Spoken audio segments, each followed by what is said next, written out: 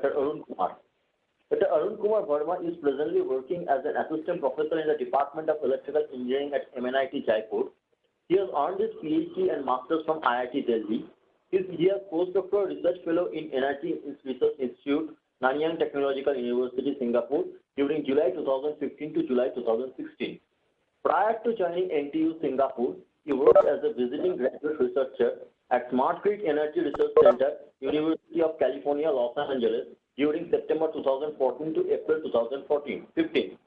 He has developed an experimental setup along with novel control algorithms for the implementation of three-phase grid interface solar photovoltaic power generation system with power quality improvement. He has also developed various electric vehicle charger topologies. His research interests include smart grid, microgrids, electric vehicles, integration into the grid, bidirectional power flow, grid interface, and standalone solar photovoltaic.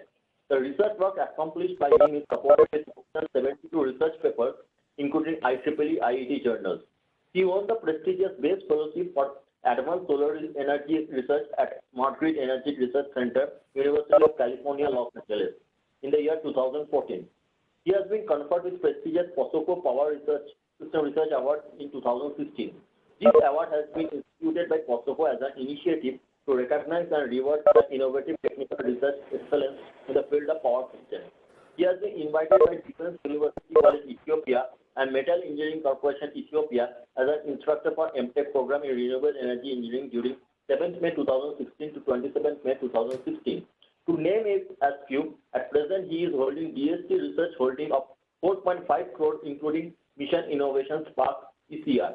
Dr. Verma is an associate editor of Smart Grid Journal and also the member of editorial board of EPE Journal.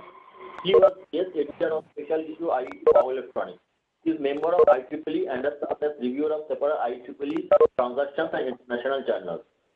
So I should request Dr. Verma to take over the sessions from now on. Thank you, sir. Thank you very much. So I'll share my PPTs. Once confirm me whether it is.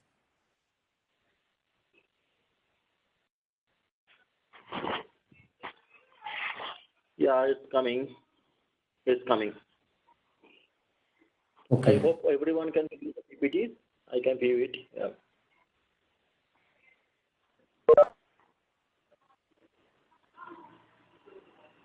It's visible, sir. Is it okay? Yeah, it's fine.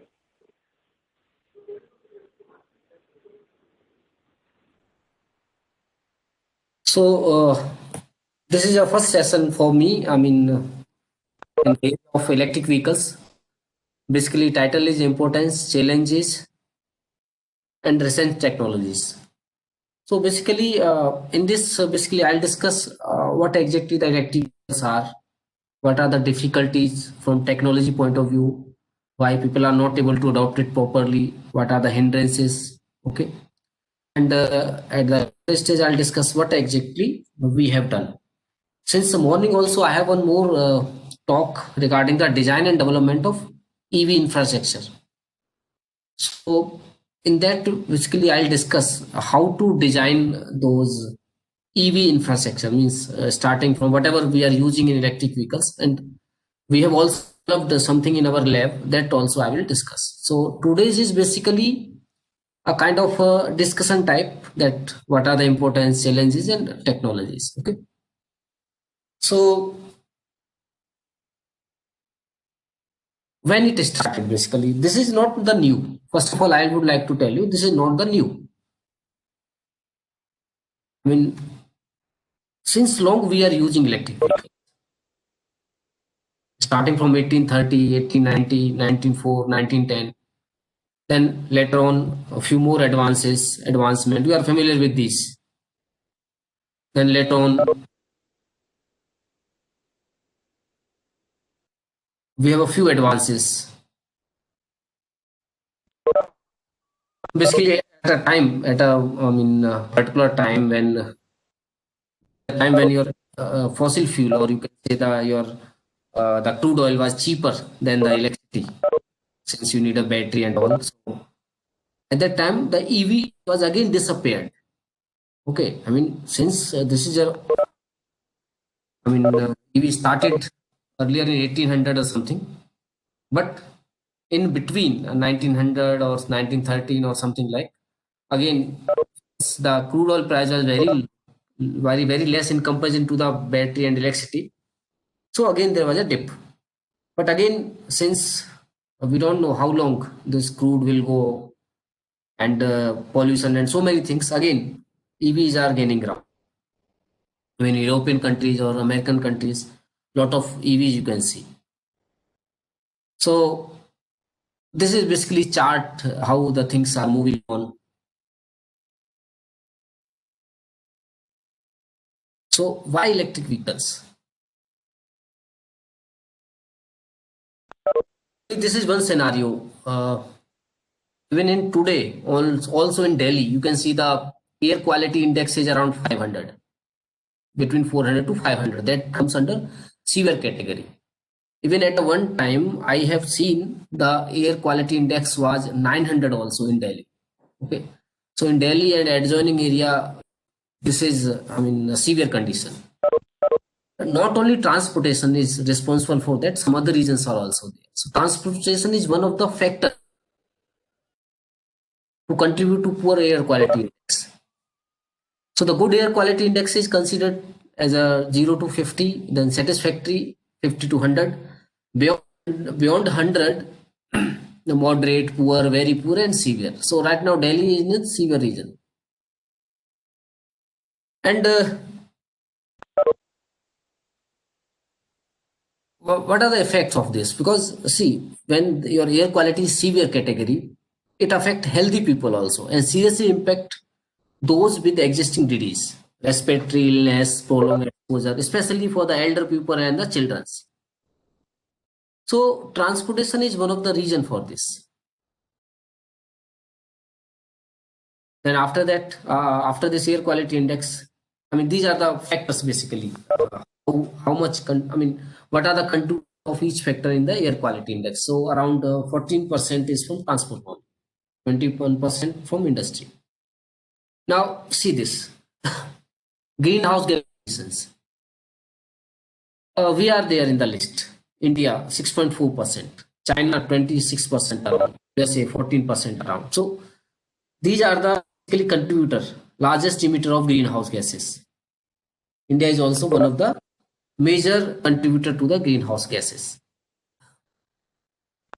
Now, one more thing, one important thing is basically if we are totally adopting the electric vehicle, will it solve the problem?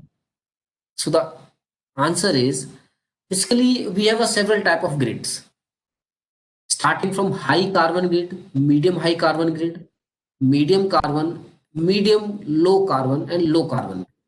What are the differences basically? High carbon grid is basically whatever electricity you have generated from the fired power plant or whatever you are injecting the grid. Means 93% of the total electricity is coming from the coal, and around 7% is from zero emission fuel. So those type of grids are called high carbon grid. Then medium high carbon. Medium high carbon grid, around 27% contribution from the coal, 61% natural gas, 12% zero emission fuels. Then next category is medium carbon grid. 0% coal, 76% natural gas, 24% from zero emission fuels. Then next is medium low carbon. In this medium low carbon, 50% zero emission fuels and 50% natural. Then another one is low carbon grid.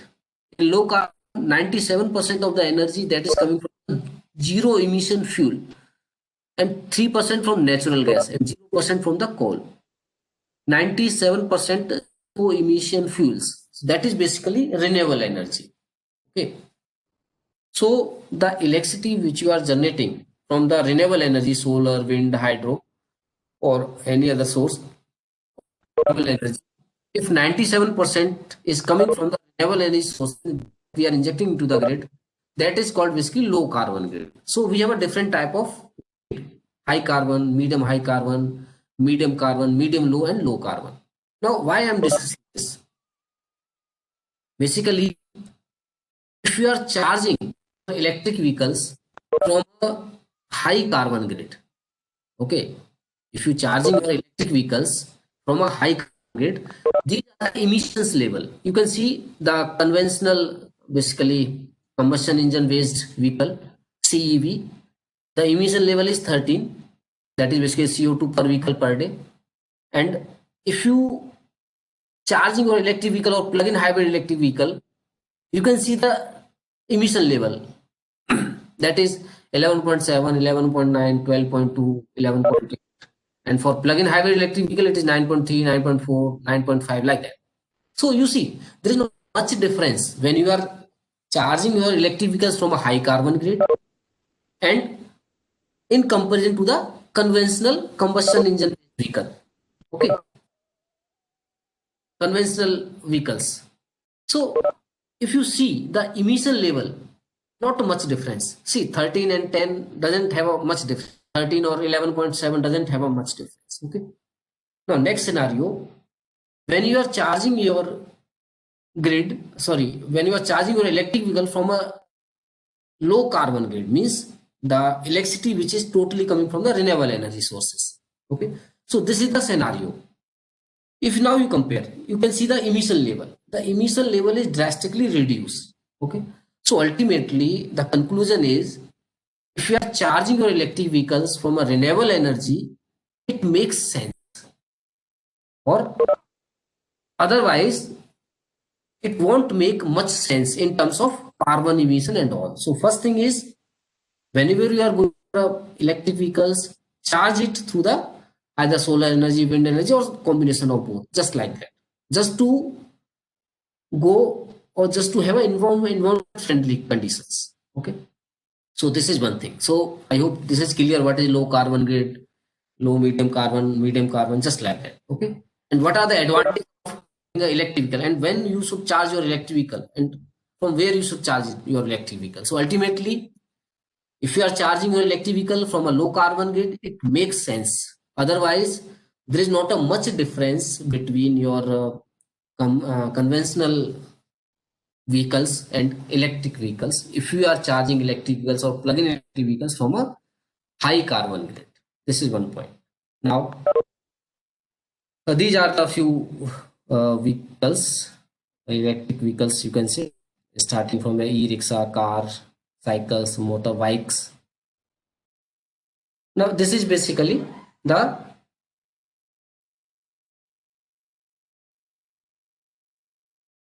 you see during this is basically the red one is basically your oil demand, world oil demand, and the blue one is world oil production.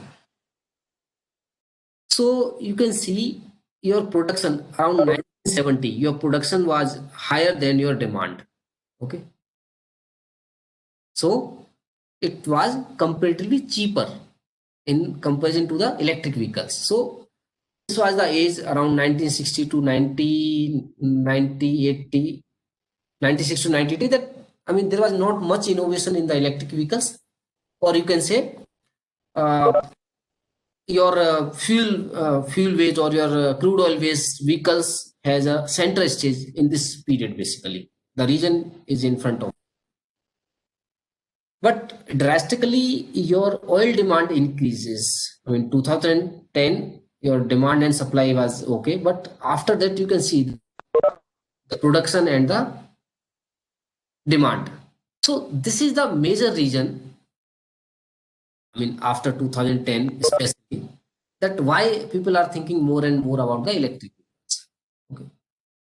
Just like in India, you have those refilling stations, fuels. I mean, petrol pump, diesel. I mean, you can say refilling stations.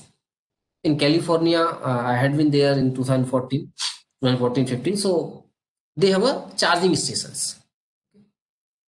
Now, in our campus also we have 4 charging stations, but we are not using them. I'll discuss later on when I will talk about the design and all in my another lecture. So this is the reason basically why more and more people are thinking about electric vehicles, why they want to adopt it, why a lot of research is going on electric vehicle side.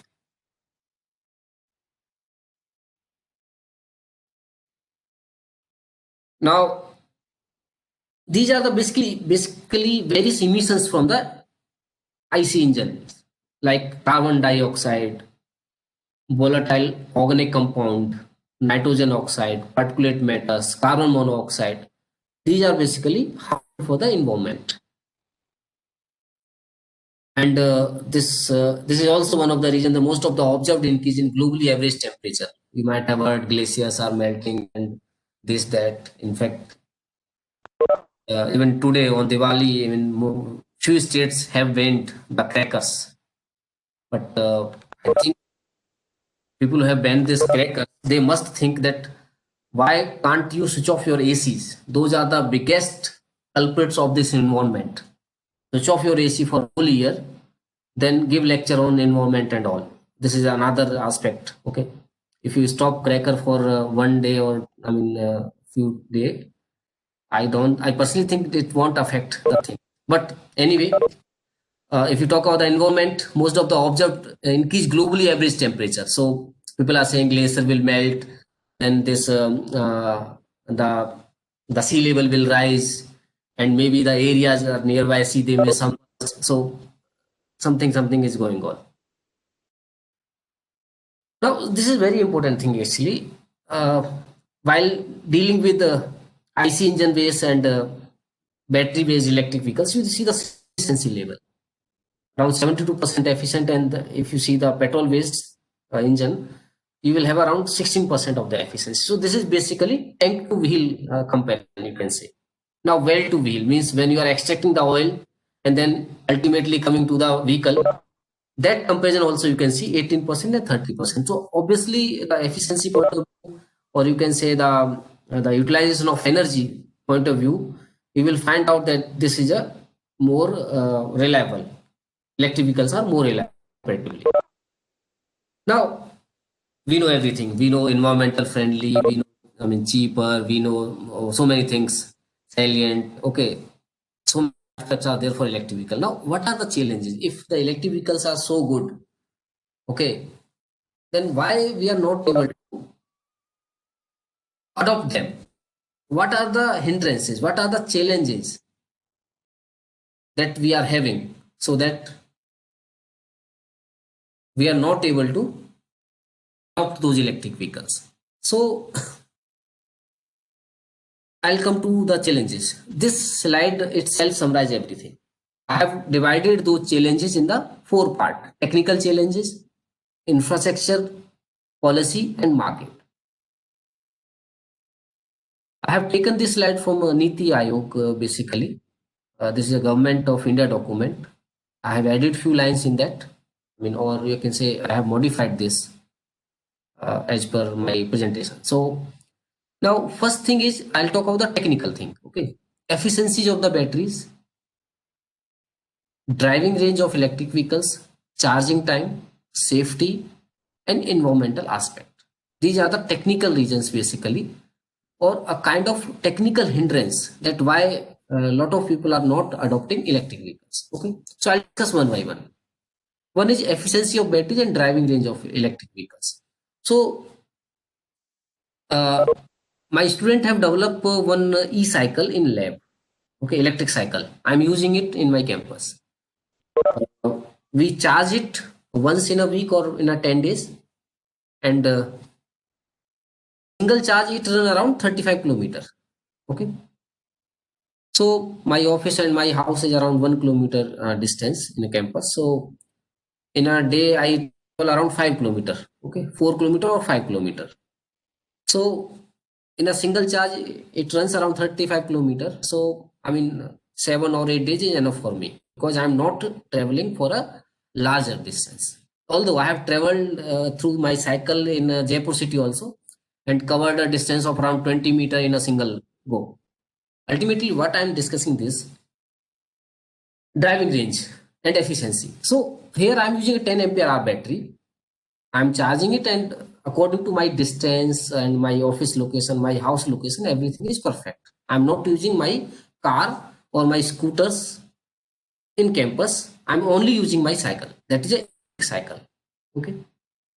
So as per the location, everything is fine. Now my question is, I'm in Jaipur, and Jaipur to Delhi, there's around 300 kilometers. I have to go to Delhi. So whether I have any battery capacity or battery driving range, that if I charge, or it can go at least 300 kilometers in a single go. So for battery efficiency and driving range, I have another slide. I'll discuss that in a battery section. But simply the thing is, we don't have a battery right now which can go, or which can have a higher driving range. Okay, just like 300 or 600 or something right now. Okay, why we don't have, this is another issue. Okay, that also I will discuss. So driving range, if I want to go 500 kilometer, 300 kilometer, 400 kilometer from my electric vehicle, I cannot travel, since my battery efficiency or driving range is not so much. Okay, this is one issue. So the focus would be to develop a battery which can which can have a driving range of around 500 kilometer. So people who are in the material science or chemistry, the task is basically with them. Need to talk about, even today I read one news that IIT Hyderabad professor got some new material to develop this battery. Okay, so ultimately the onus is on the faculty or researchers who are working on material side, or chemistry people, both can combine, physics, chemistry and material science people can combine to develop those high driving range batteries. Another point is charging time. I charged this 10 ampere, it took around 2 hour to 3 hour. Okay, if you have generally the charging time right now is higher side, 1 hour, 2 hour or 3 hour, like that. So, and generally you see that whenever we are going for a refueling fuel station or refilling station, it took hardly 5 minutes to complete all the procedure, to pay the money and to get the tank full. Okay, so hardly it took around 5 to 10 minutes maximum. If you there's a crowdy and something, then may take 10, otherwise 5 minutes is enough. At one side, I have just a 5 minute to refuel my tank, and at another side, I have around 1 hour or 2 hour to charge my cycle, or sorry, charge my battery. Nobody have this much of patience to sit. Let's say I'm going to Delhi, in between there is a drained out, my battery drained out. I can't wait for 2 hours to sit somewhere and get it charged. No. Okay. This safety, because if you are not using proper battery management system for lithium ion battery, it could explode. It is just like a bomb. Okay. So efficiencies, driving range, charging time, safety, these are the few technical issues that are the biggest hindrance right now. Okay. Some European country and some US country, they are working to develop good battery technology, just to come out from this hindrance. Okay. Next is infrastructure. One is charging infrastructure. In my campus, I have a 4 charging stations, but nobody using them. Let's say outside people have a electric vehicle, but do we have the charging stations or charging infrastructure? Just like we have a petrol pump or fuel station, like, do we have a charging station in the same manner? Not right now. Second thing is smart grid. When a lot of electric vehicles, let's say in a Jaipur population is 50 lakh. Let's say in 50 lakh, 1 lakh electric vehicles are there. So if those people are charging their electric vehicles, so there is a kind of load on the grid. Okay, so whether our grid is capable of holding or handling this kind of load, intermittent load, it is just like you are injecting solar or wind into the grid. So whether our grid is capable to handle this kind of load. So we need a smart grid, means our grid must be capable of handling this kind of intermittent load. Second is battery recycling. Actually, infrastructure, actually, we have a one more thing, that is swapping station, battery swapping. So battery swapping station, basically, let's say I have my cycle.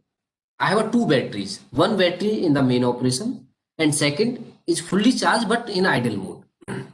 Once my first battery got drained, I can ask my mobile that this is there. I mean, I'm not saying anything new. This is available. I can ask from my mobile app that my new battery, or the battery which is right now in idle mode and this is fully charged, that can come into action.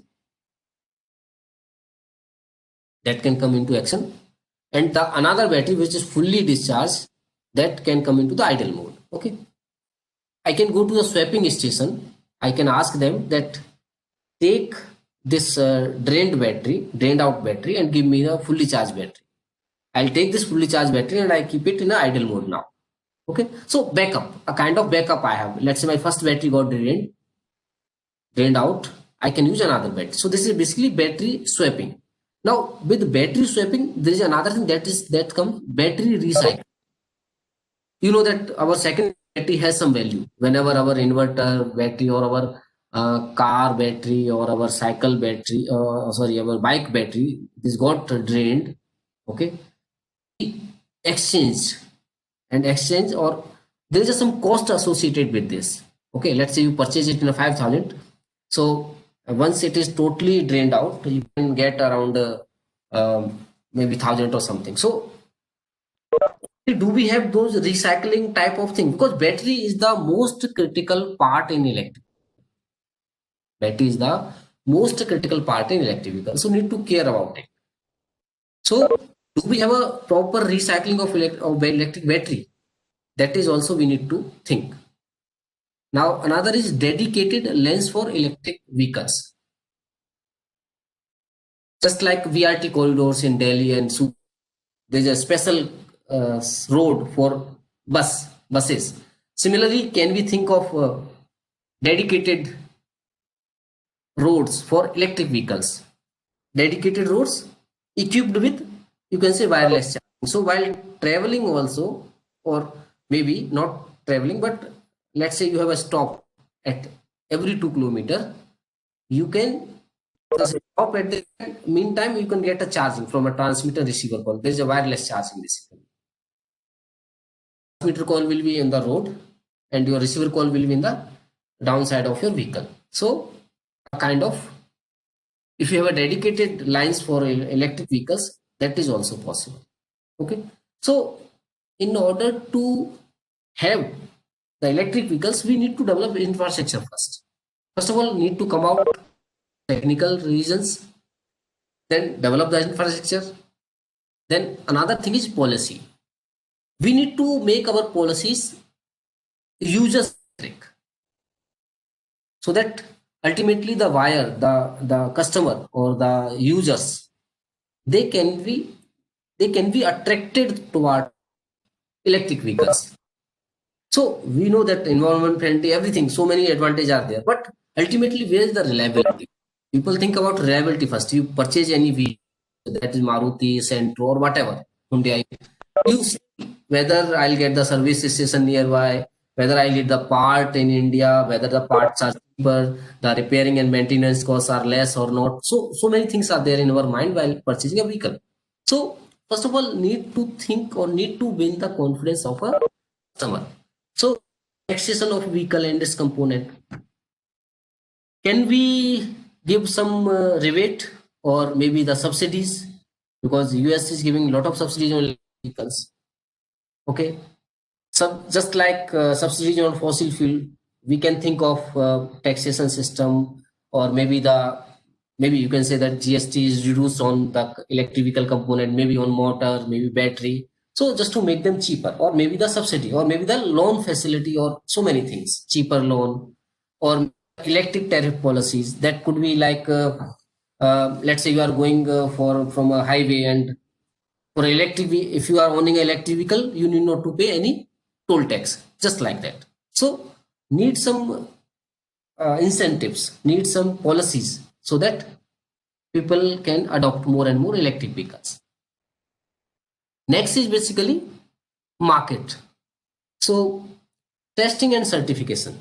First thing, ARI Pune is doing right now all those testings and certification. And for example, the cycle which I am using, the speed is 25 km per hour. Okay. So when the speed is 25 km per hour, you need not to go for any registration of the vehicle. Means I need not to register my cycle in SR or whatever. No need to wear even helmet also. Although if you wear, that is for your personal safety, but you can bypass the signals also, since this is considered as a cycle only. Beyond 25 km per hour, you need everything. You need a registration, your testing, your certification, everything you need. Okay.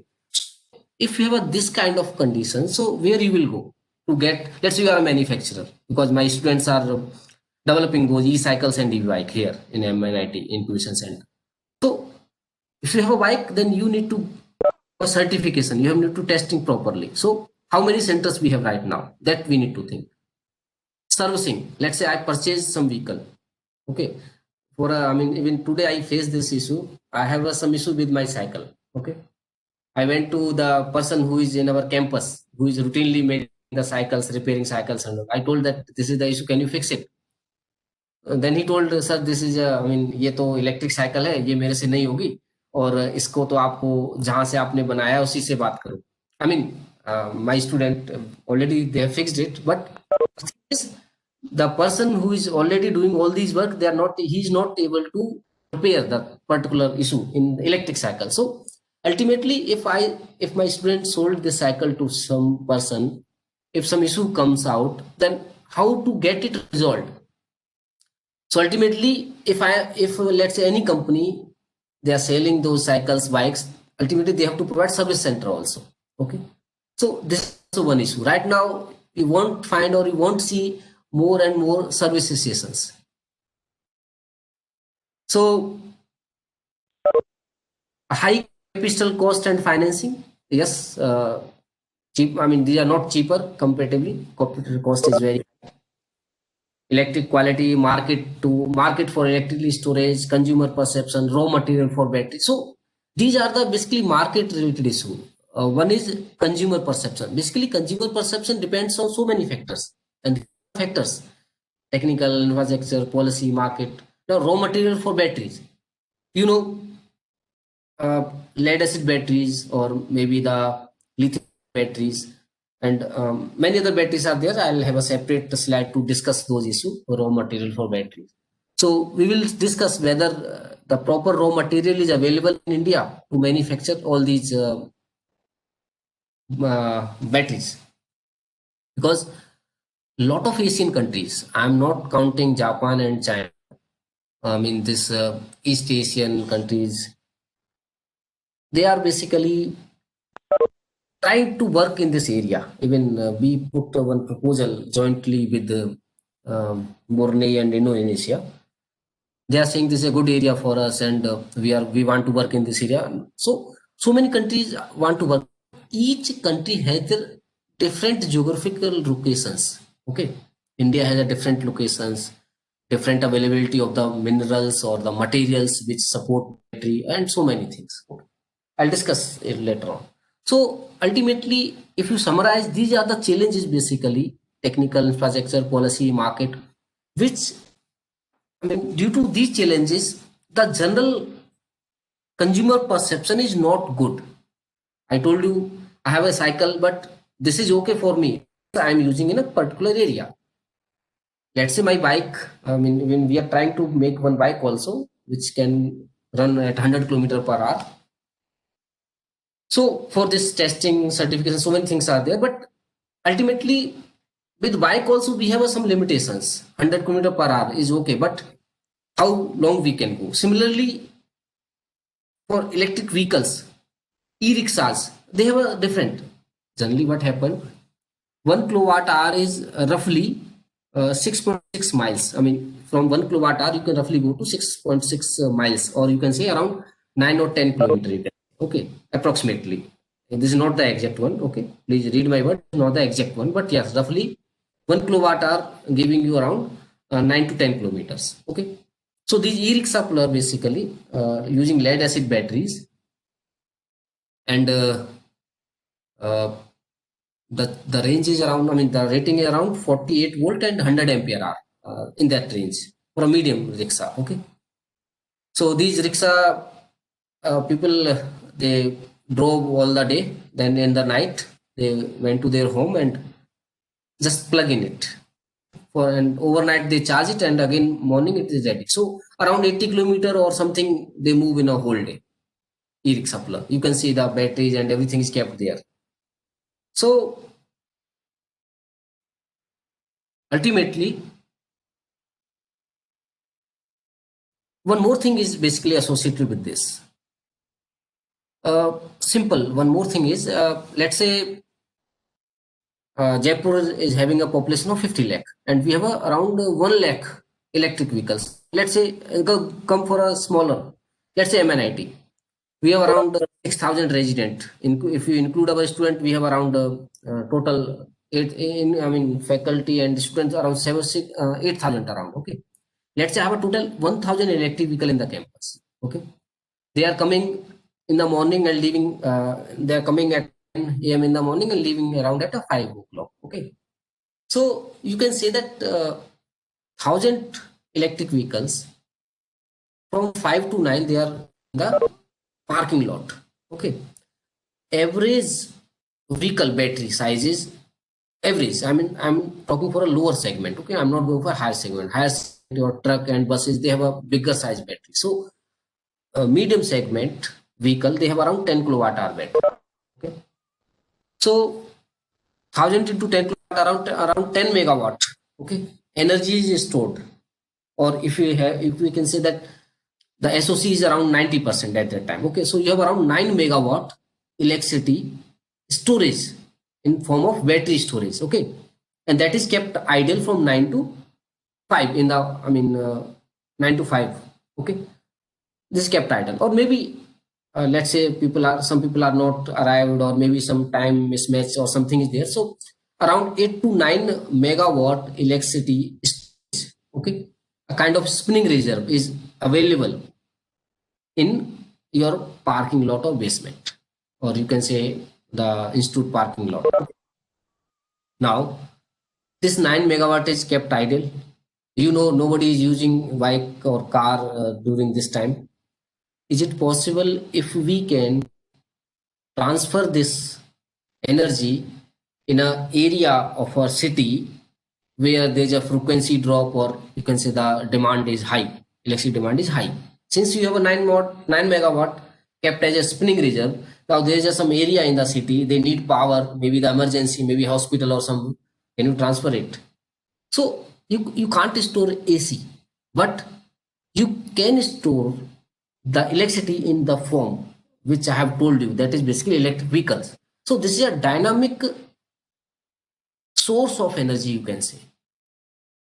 You charge it. This is nothing but grid to vehicle. Okay.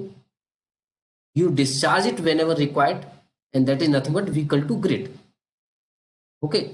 So, generally you can't store AC, but with the help of electric vehicle, you are able to do that. So you can say a dynamic source of energy ultimately.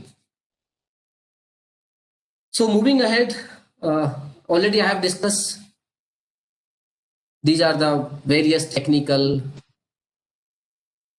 Okay, already I have discussed those slides in detail. Now moving further, this is electric vehicles in Indian perspective. We have a basically National Electric Mobility Mission Plan. Government of India is announced. I have already announced this. So in this, basically around 4.5 billion US dollar, which include investment in R&D and electric vehicles infrastructure by the private sector. So already Government of India has spent this. They have a plan. Even got a funding in earlier career research award to develop electric vehicles. Tomorrow morning I'll discuss about that. So we have developed few chargers but not at a higher range, because laboratory prototype this allow us around 1 kilowatt or 500 watt to charge cycle, bike, or like that, or e-rickshaws. So, joint government industry investment will include investment in R&D, power infrastructure, and fuel procurement for power generation. Apart from this plan, National Electric Mobility Mission, 6 to 7 million unit of new vehicle sale of a full range of electric vehicles along with the resultant liquid fuel saving around 2.2 to 2.5 million tons can be achieved. So the idea is basically lowering of vehicular emission and decrease in carbon dioxide emission from 1.3 1.5 in 2020. So these are the targets basically that we have to come out with electric vehicle, and the target is that the carbon dioxide emission must be reduced from 1.3 to 1.5%. So these are the few cars which are launched solar panel in the roof of Riva, Mahindra E2 Plus, Mahindra Metro, Tata Tigor, Mahindra, and Tata Tigor Electric. So hybrid cars also, so Toyota Pyrus, Toyota Camry hybrid, BMW i8, Honda Accord. These are the hybrid. So I'm not going into the detail of the government policies right now, but we have a FAME, faster adoption and manufacturing of vehicles. So we have a FAME 1 and FAME 2. Already government is quite serious in order to develop this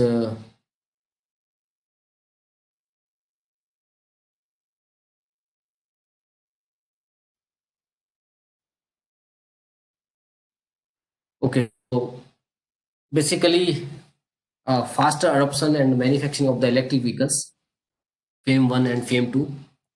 This is going on. It is basically phase wise 2017, 2019, then to 2023, 24, 32. So these plans are there. Basically, we have a lot of government schemes like Digital India, Startup India, Smart Cities, Make in India. So all those schemes are directly or indirectly contributing to the national e-mobility mission. Okay, and I would like to point out one or two things which examples I always used to give in terms of electric vehicles. See, in 90s or 90s or 2000, hardly a house has a telephone. Okay, and even a locality of 10 or 5 houses, hardly 1 or 2 people have the telephone connection. That is BSNL.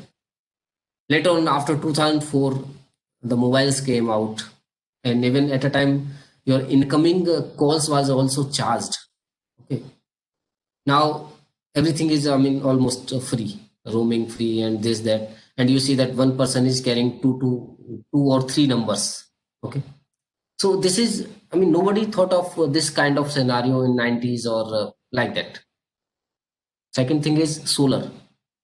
When solar came out, the per unit cost was around 27 rupees or something. Now you see the unit cost of solar generation is less than 2 rupees. This is how it come possible, because you have a technological advancement in power electronics, in manufacturing technology, solar cell, and so many things. So now the unit cost of 27 rupees per unit now reduced to less than 2 rupees per unit. This is a, I mean, game changer. One more thing, LED lighting. Now you can get LED lighting of 10 watt or something around 70 rupees or 60 rupees. At a time, even I have purchased those LED light around 300 rupees or something. So ultimately, what I would like to say here that maybe we are lagging in comparison to Europe or US countries, but the time will come that people will have more and more electric vehicles, and those the hindrance, uh, the all technical infrastructure, policies, market, whatever I have explained, all those will be resolved. This is a, you can see the starting phase. Okay. Now These are the few how government is working on that. So, but this is obviously in the plan that we have to reduce the energy consumption from the motorized passenger transport to 64% and CO2 emission from the motorized vehicle by 37%. This is the target under government frame. So ultimately, this is a good thing if we can reduce this carbon emission by 37% and energy consumption by 64%. This is a game changer ultimately. So I told them Make in India, Digital India, FAME, Green Mobility Fund, Smart City Mission, all are directly or indirectly contributing to the National Electric Mobility Mission. So these are the, electric vehicles per million population.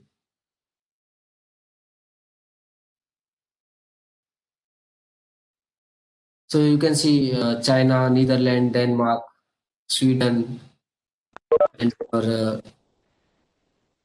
Austria, Norway, Japan. They have a, you can see that per million population, how much electric vehicles they have. Now, further, this is basically what we have state-wise. This is include both e-rickshaws, your bikes, your cycles, cars, and these are the basically motors. Because after battery, the second critical point is electric motors. So we are using permanent magnet motors, induction motor, switch reluctance motor.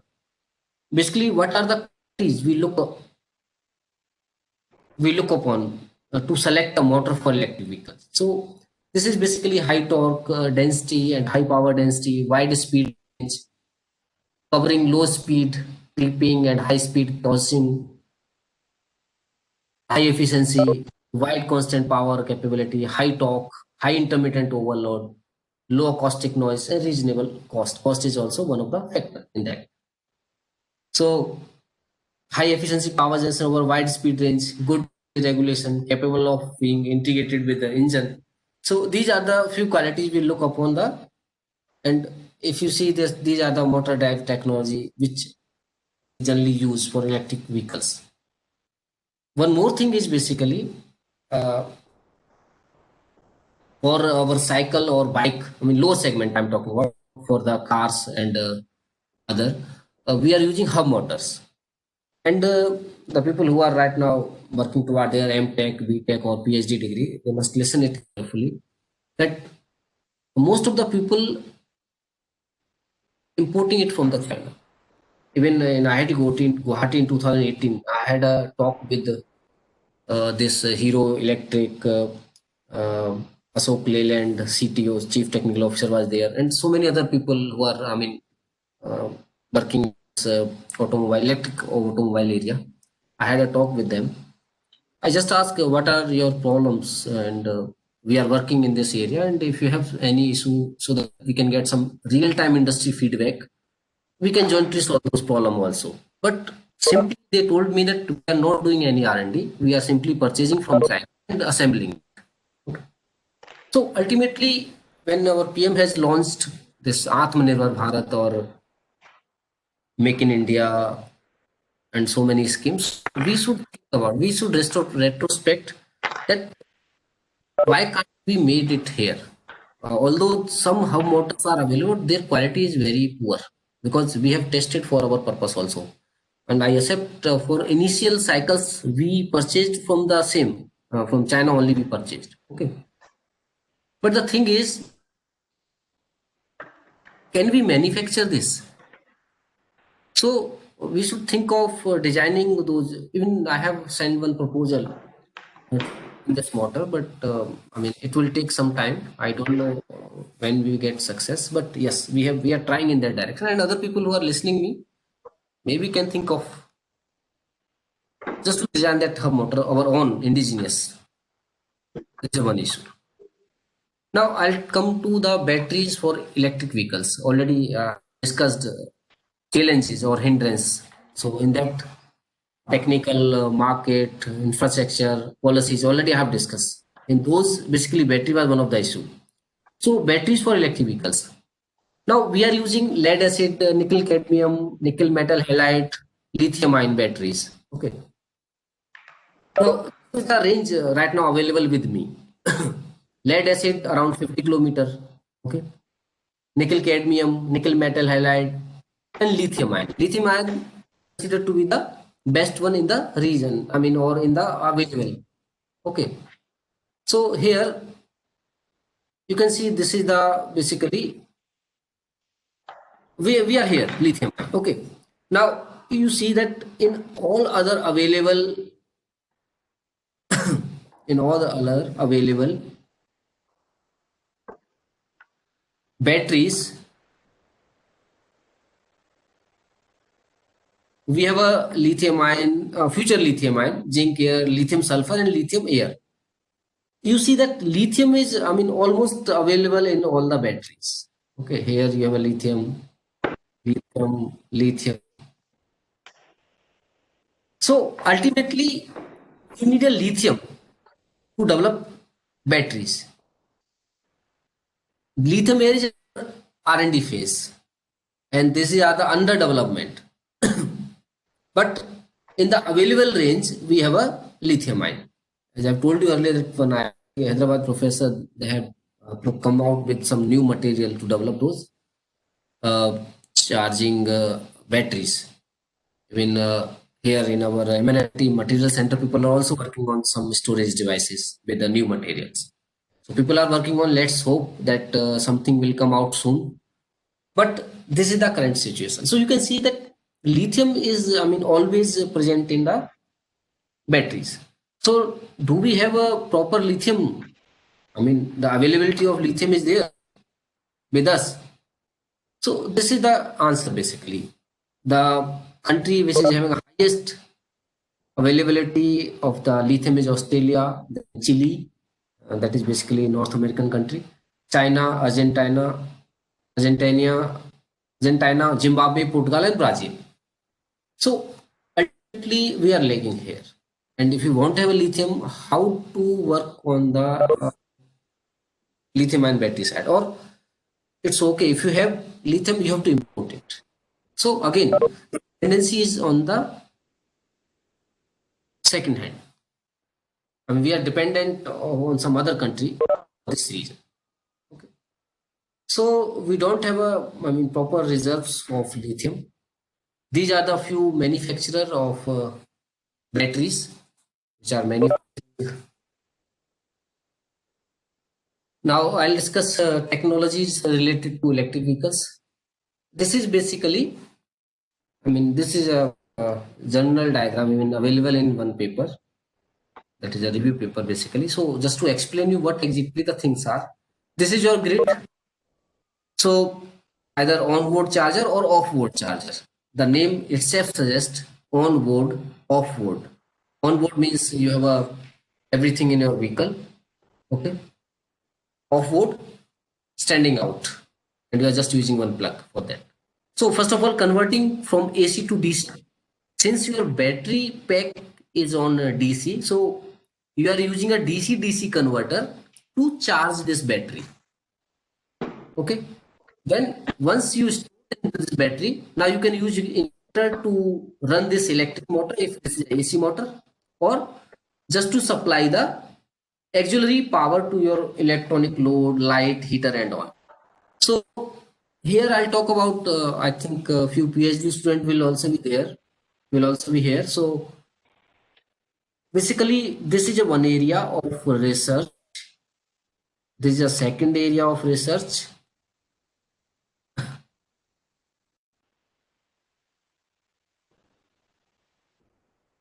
This is basically your battery pack, third area, and here this is your fourth.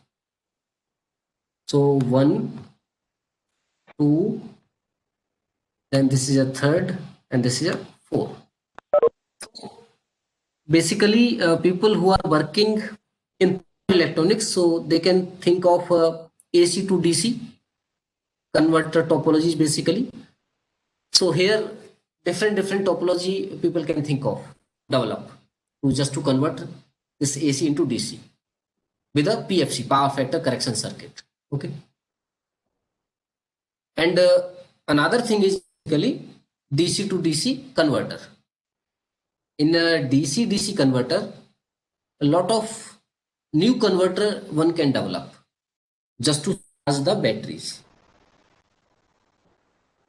For example, let's say AC to DC. When you are using single phase H bridge, simple H bridge, so the size of the capacitor is very high.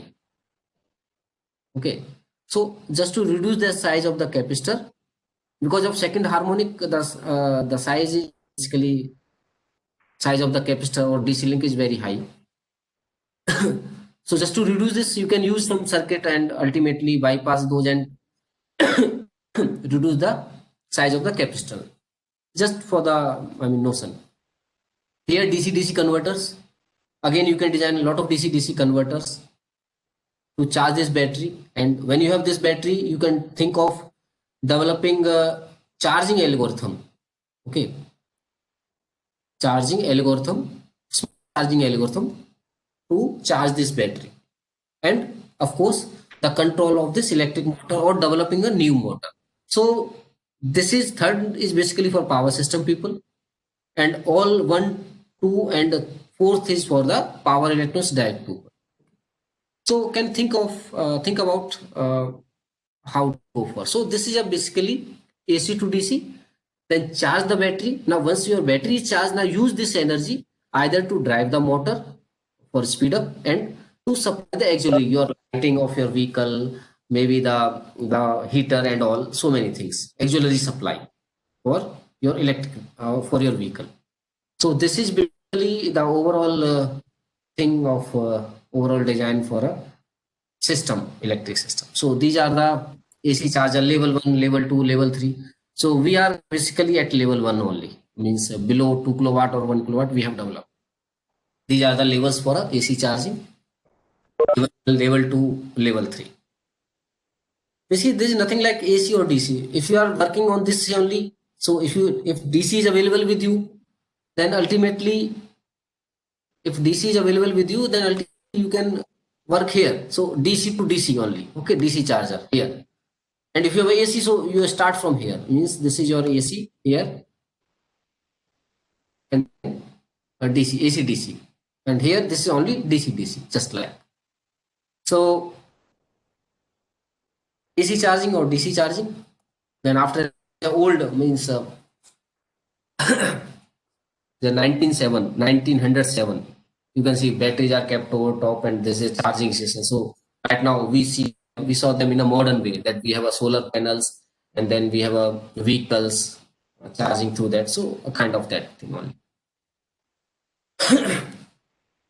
So how electric vehicles work?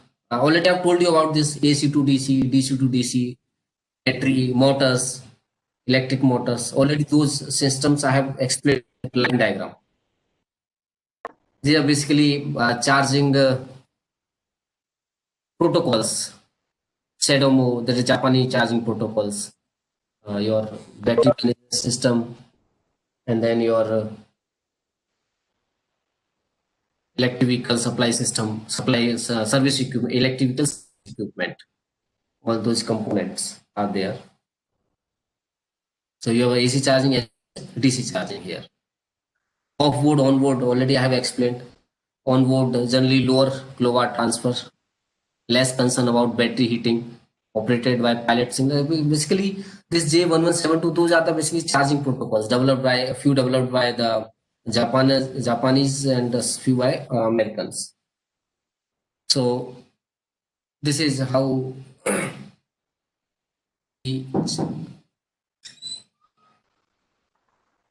so further one more thing basically I'll discuss about those role of vehicles in the smart grid.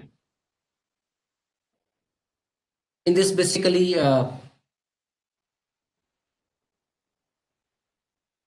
ultimately what I'm saying, that let's say you have a home and your electric vehicles are in the basement. Okay, This vehicle to grid to vehicle, already have told you that how it works. When you are charging your vehicle, this is basically grid to vehicle, and when you are discharging from the vehicle, this is your vehicle to. So these are the services basically: vehicle to grid, vehicle to load, vehicle to vehicle, and vehicle to home. I'll come to vehicle to grid. Vehicle to grid, already I have told you that there is a, you have a spring reserve, and when there is a power outage in one area, you can supply from your vehicle. This is one thing. Okay.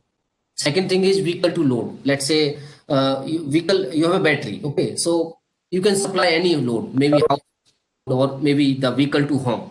Let's say you are living in a building, and you have a basement. In basement, you have a vehicle.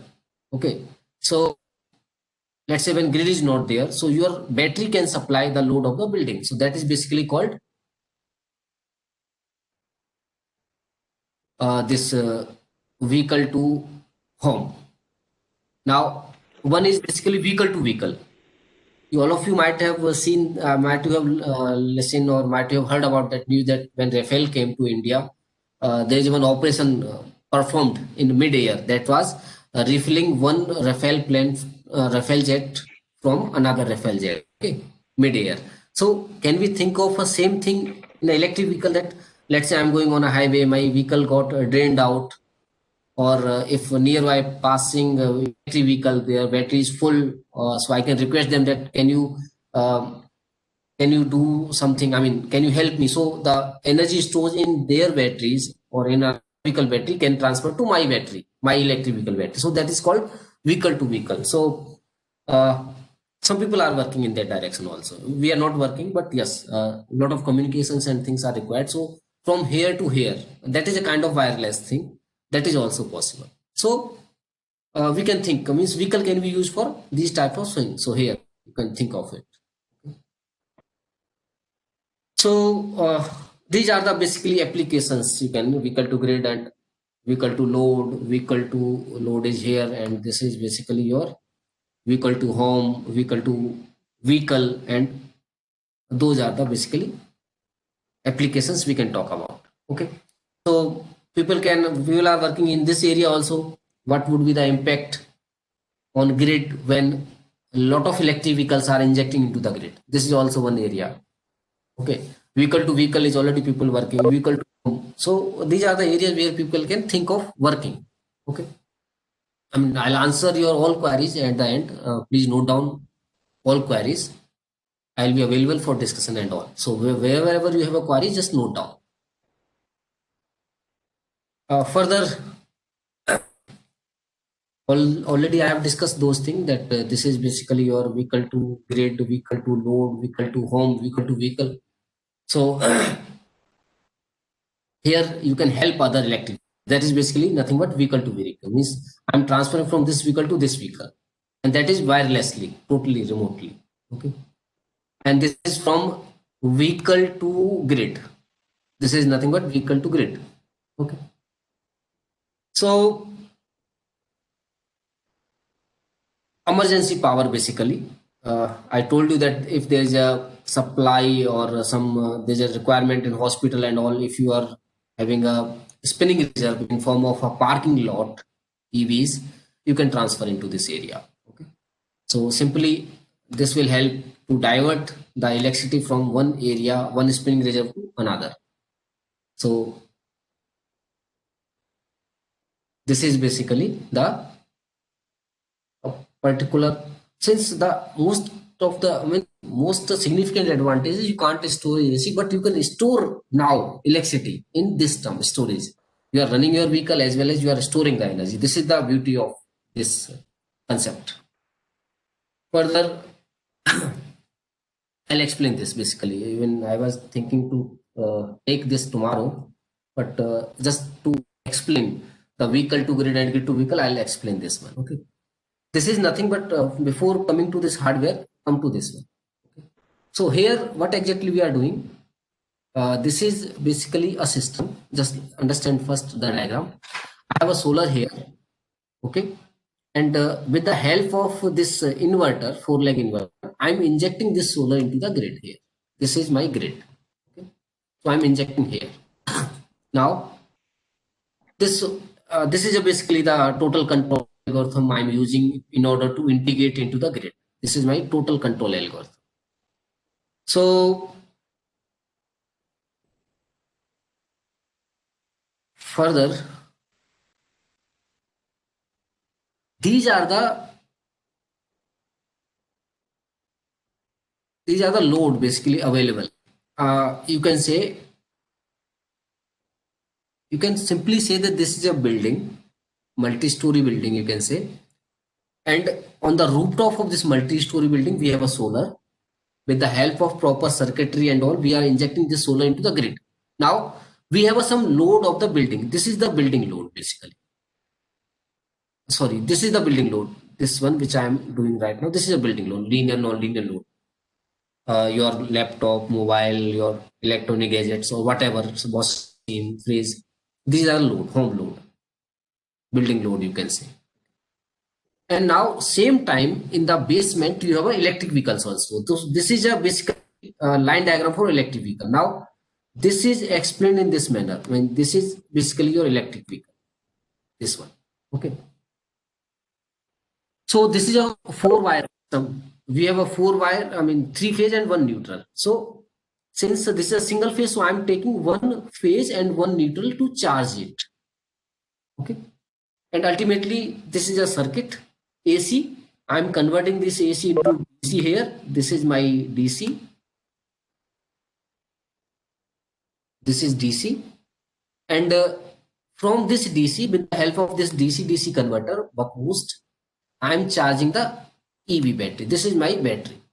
Okay. So ultimately, I'm replicating electric vehicle or number of electric vehicle in the basement with the help of this. So this is a complete diagram. You can just summarize like this, that there's a building rooftop. We have kept a solar panels, and from this solar panel we are injecting into the grid and same time supplying the load. We are supplying the load of a building and also charging the electric vehicle same time. Let's say in the daytime we have a sun. Let's say 50 kilowatt we are generating. So 30 kilowatt we are sending to the grid. 10 kilowatt or something we are charging for electric vehicles, and 10 kilowatt we are supplying to the building, like that. Okay. Night time when solar is not there, either you can supply the building load from the grid or you can supply your building load from the vehicles. This type of thinking is there. Okay. So this is a complete circuit for the grid connected solar photovoltaic system, and this is the complete control circuit for the electric vehicle.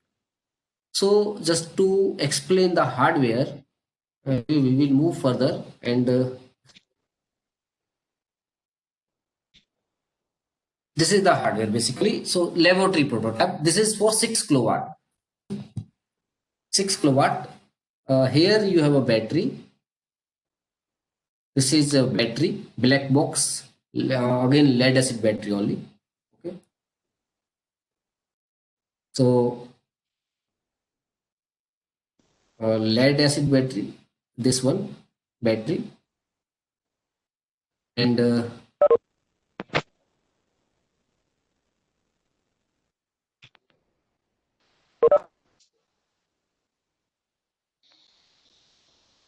this is a solar simulator basically. This one control system, and this is your D space 1103 just to control the thing. So this is a laboratory prototype.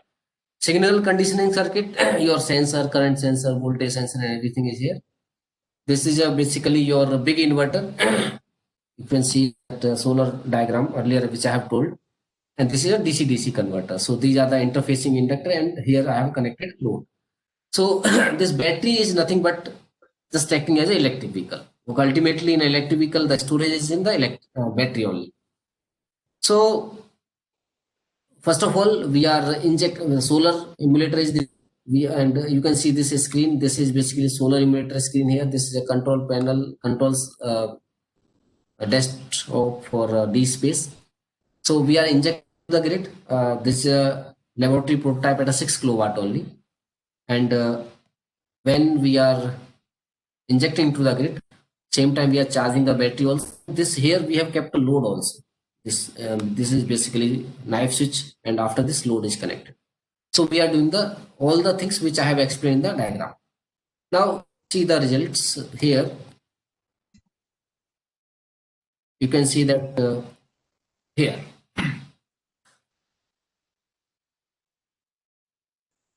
So you can see when you are injecting into the grid, your both current and voltage are in the same phase.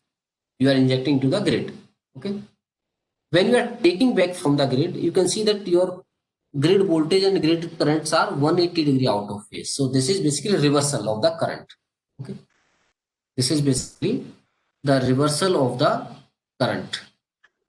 Either you are taking it from the grid, this is taking from the grid, and this is injecting to the grid. So both way you can say your current is 180 degree out of phase. This is battery current. When charging, current is positive. When discharging, your current is negative.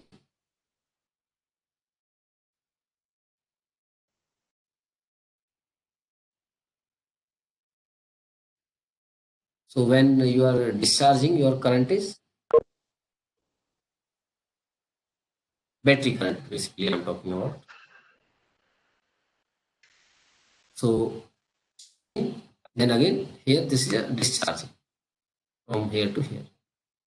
This is the battery voltage. When you charge the battery, slightly voltage increases because let's say you have a 12-volt battery. When you fully charge it,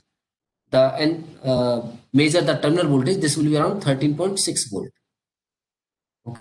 And when you fully discharge it, the 12 volt will reduce to 10.6 volt around. Okay. So this is when you are charging and when you are discharging, like that.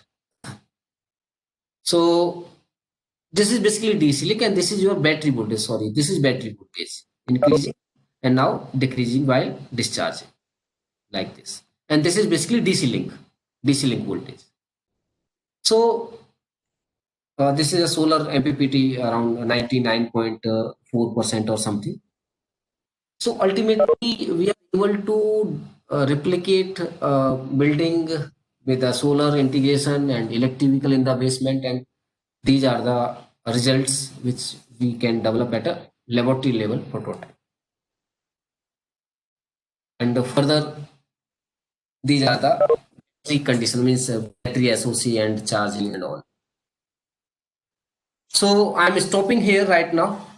Tomorrow morning I'll discuss about basically to design and develop the electric vehicle infrastructure. So I'll talk about how to design a charger. Okay, what are the conditions, what are the things you need to, and whatever we have developed, starting from cycle or bike which we have developed, I'll explain how to develop this. So morning next lecture I'll talk about design and development of the electric vehicle infrastructure. I'll talk about lab also, what exactly we have developed in lab and what are the projects we have in lab. So tomorrow morning I'll do that. For this one I am just stopping here. I hope it is, and 15 minutes we can keep for question answer session. So I'm open to your questions. Is it okay? Professor Bhattacharya?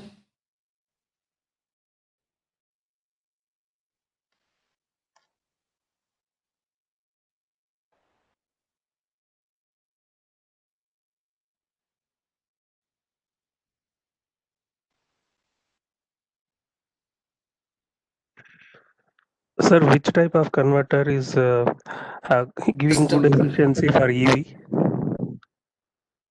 Just a minute. Okay, just a minute.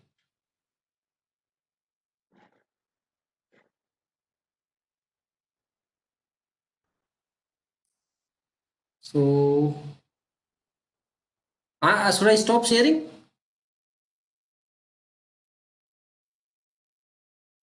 Okay, please repeat your questions. Sir, which type of converter gives the good efficiency for EV application, EVs? See, all DC-DC converter, their efficiency is more than 98-99% only. You need to incorporate some technologies like soft switching. Okay, so you can reduce the switching losses, or you need to take care of size, weight. Okay, So almost all the converters having a efficiency more than 95% only. But whatever DC-DC converter or DC-AC converter you are talking about, you must think about how to reduce the losses. One thing, once you reduce the loss, your size, your weight, that will come down. Efficiency will also increase. Okay. So in each converter, you can use that. You can do that. Now need to think where we can think to reduce the losses. That could be inductor size. That could be a soft switching maybe, so that you can reduce the losses. That could be your optimization of the component, maybe capacitor or inductor.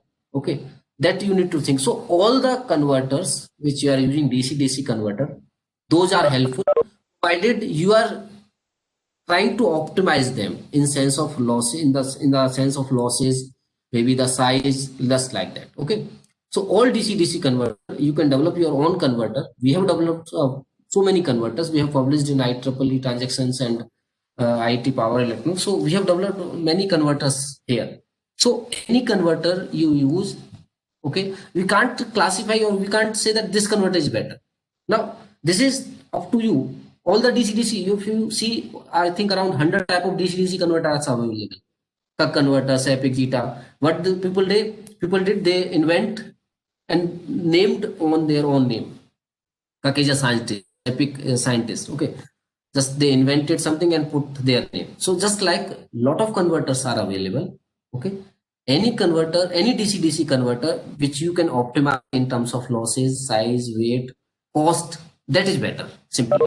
Okay, because all the existing converters have some issues, one or two. Just like for a small example, buck converter, just to step down. Boost converter, just to step up. Okay, buck boost do the both the thing. Okay, step up as well as step down.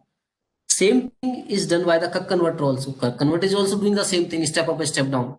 So once we have a buck boost converter, combined buck boost I am talking about, then what is the need of cuck converter? Simply, okay, because the operation is same. Oh no, sorry, not operation. The working, the outcome is the same. Step up or step down. What is the need of another converter? So if you read this cuck converter, you will find that what exactly the issue in buck boost was resolved by the cuck converter. So similarly, all converters are good once you realize it, uh, once you analyze it, then you find out some issues. You have to rectify those issues. So then your converter will be better. I won't say this converter is bad, but you have to optimize, you have to realize, you have to analyze them for a better one for your work. This is the summary.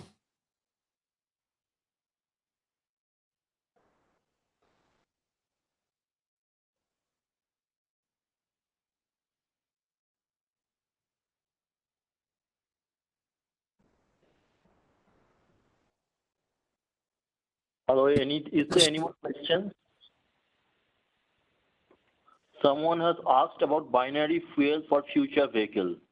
Is this electric fuel good for future vehicle? This Binary is asked by fuel. Professor Dilip Kumar. Binary fuel you are talking about? Professor Dilip Kumar, if you can put forward your fuel for future vehicle.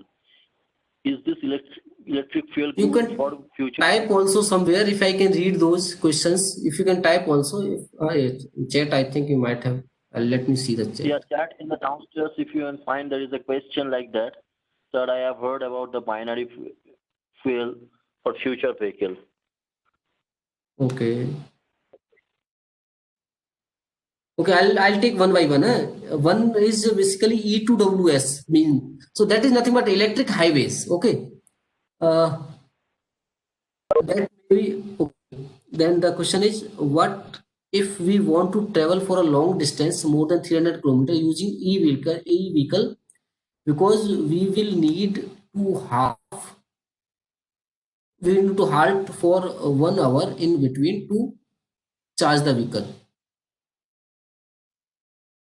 So that is a big drawback. I have already told that if we have to wait for 1 hour or 2 hours, then what is the use? So there is no optimization of your time.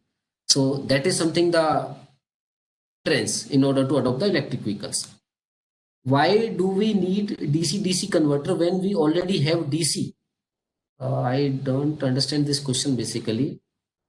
Why do we need DC-DC converter when we already have DC? Okay, that is basically, okay. So you have a DC, but in order to charge, because you have to charge the battery, okay. So, or not only charge, sometimes you need to discharge also. In one of my, the diagram which I have told you, I use a bi-directional buck boost converter. So buck mode it will charge and boost mode it will discharge, like that. Okay. So that's why DC-DC converter is required in order to charge the battery, because you need to take care of the terminal voltage and so many things. It is not just like you convert from AC to DC and finally that DC you are using to charge it. What is the scope of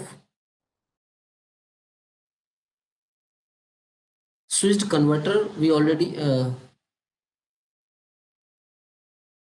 switched inductance motor, switched reluctance motor in electric vehicle. What are the research opportunities?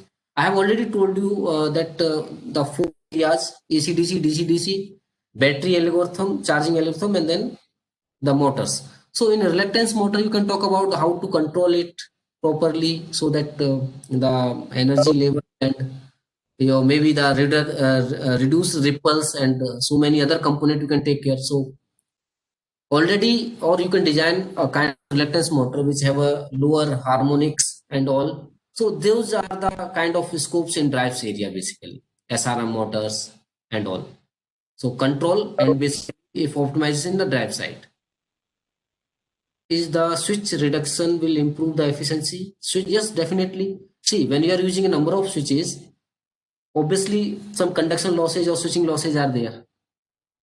So if you can reduce those losses, okay, then we can improve the efficiency. And in order to reduce the switching losses, you need to think about that whatever device you have to operate. When you are talking about the power electrons, you have to operate them in either cutoff region or quasi saturation or linear region, okay, so that the power losses, if you see in the cutoff region, means ideally your current is zero.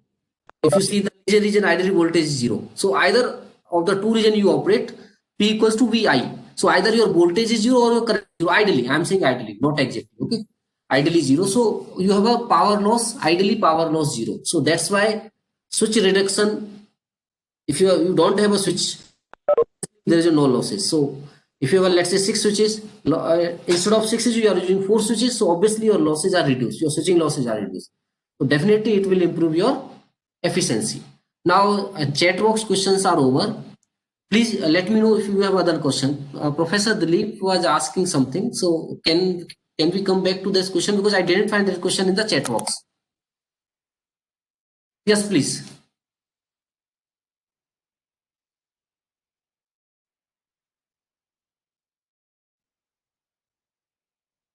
I hope I mean you are listening me.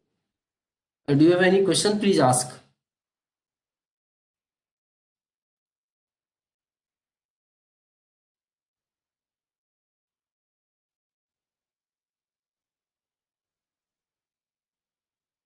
While designing DC converter, what is the maximum gain we can able to obtain? Basically, see, this depends. Even when I was working on isolated DC-DC converter, we are able to even boost this 20 volt to 200 volt also. In isolated, you can do that, but in non-isolated, that is not possible. I mean, theoretically or in simulation, you can do that, but that is not practically possible. So we can't say maximum gain, but already we have got 10 times or something like that. We have already achieved that. But from a simple boost converter, you can't go beyond double, or the maximum duty cycle you can operate, that is 2.5 only. 0.5, not beyond. If you go beyond this, there will be a switching stress and practically not possible, because whenever you are approaching D equals to 1, it termed technically as a switch is closed always. So that is not possible at all. Okay.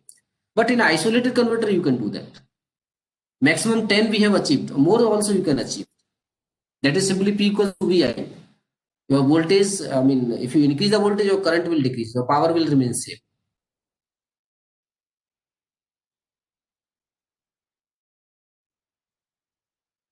So any other question, please?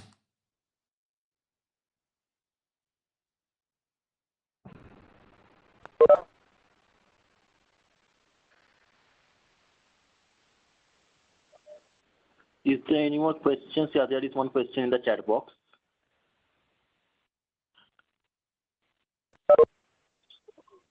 There is a question in the chat box. Why VLDC motor is not popular for four-wheel, for which is popular in two-wheeler? Because of induction motor, because of induction motor demands for DC to AC conversion. So we are using VLDC motor also. Because I told you that 3-4 type motors are, I mean, basically we are using there. But for a lower segment, that is a, I mean, hub motor we are saying that is nothing but a VLDC motor only. Okay, your cycles and bike, we are using that VLDC only. During collision of vehicles, how to prevent short circuit? That is basically the proper wiring and your maybe the housing and all. That could be the answer, but I didn't do that, so I can't tell you the properly. But yes, if during collision, if you want to avoid the short circuit, your casing and your wiring should be in that manner that if it is collided, it's not get connected. You need to cover it with a kind of material or something so that it won't come as a short circuit. Anything else?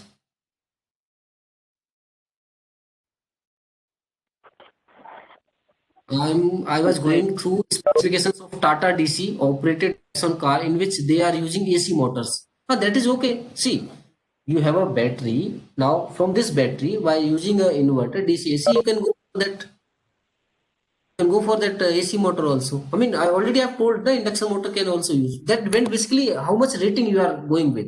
You know, vehicles you need a more rating. So VLDC basically small hub motors and VLDC motors. Those are for small rating only. That is okay if they are using AC motors. Already I have explained that these type of motors are we are using.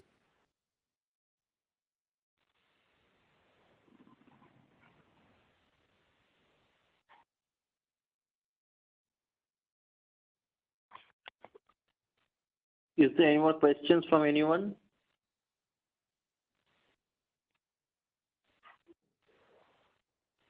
If there are no questions, then we can sign up for today's session. Again, Dr. Arun Kumar will take tomorrow's first session. So if you have any more questions, you can put forward the questions tomorrow also. Dr. Arun, am I audible? Yeah. So morning also we can talk because I'll continue from here only. Whatever we have developed in our lab design and these things I'll cover. Okay. So I think tomorrow morning 10 a.m. the third session will start. So Professor will again start off from here only. So if you have got any questions, you can put it now, or else you can come back and ask tomorrow also. So tomorrow I will discuss basically what we have developed. We have developed e-cycles, e-bike also. So those things I will discuss, and whatever charger we have developed. So how to develop those chargers and all, because a lot of questions regarding DC-DC converter is also there. So I'll discuss more on DC-DC converter also. Okay, I think we can sign off. Yeah, any questions, anyone? Okay, fine. So with that, we can sign off for today. Thank you everyone for joining the sessions.